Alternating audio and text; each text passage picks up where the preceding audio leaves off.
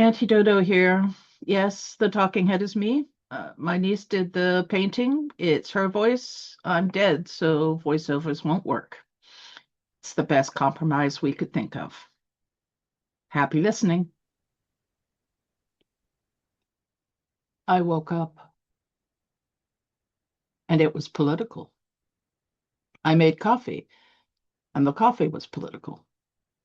I took a shower and the water was. I walked down the street in short shorts and a Bob Miser tank top, and they were political. The walking and the shorts, and the beefcake silkscreen of the man posing in a G-string.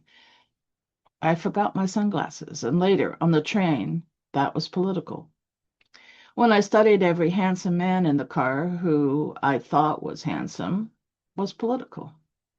I went to work at the university, and everything was very obviously political, the department and the institution. All the cigarettes I smoked between classes were political.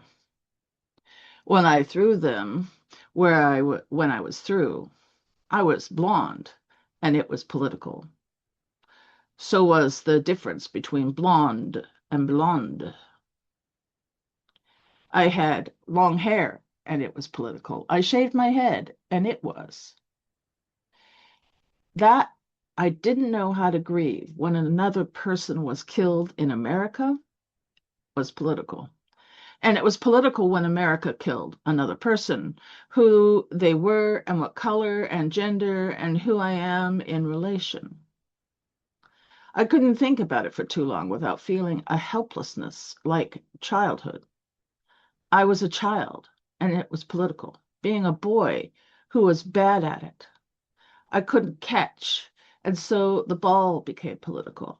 My mother read to me almost every night, and the conditions that enabled her to do so were political. That my father's money was new was political. That it was proving something. Someone called me a faggot, and it was political.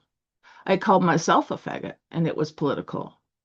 How difficult my life felt relative to how difficult it was political. I thought I could become a writer, and it was political that I could imagine it.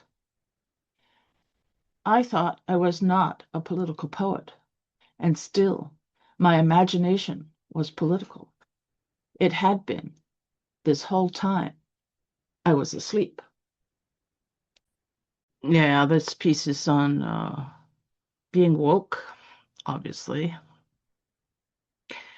What I find really interesting about it is its context has become a nightmare. I think it's Freddie deBoer. He has I'll put his name in the comments. He has a substack in which he writes about this kind of thing. And he called it the term woke. I think he called it a pinball. And in the culture wars,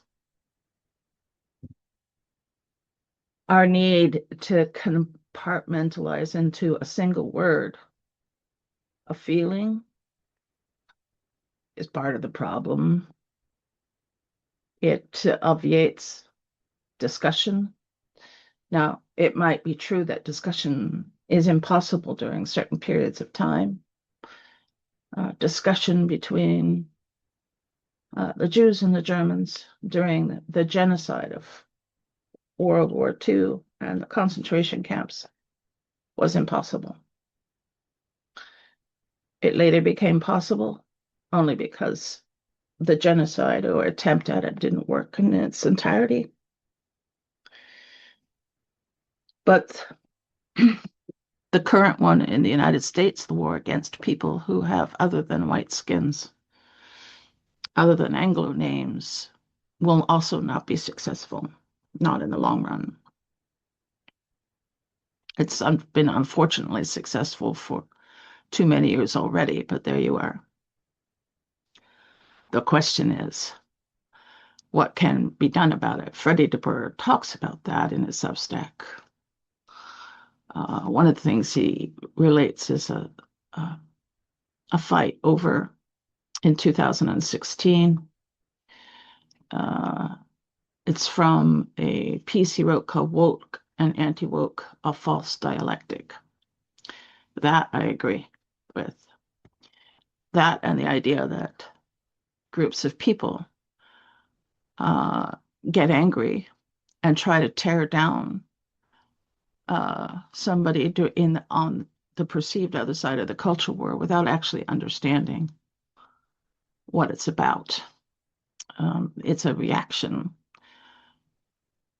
that's perceived as right and righteous, which itself should be a clue that it needs rethinking.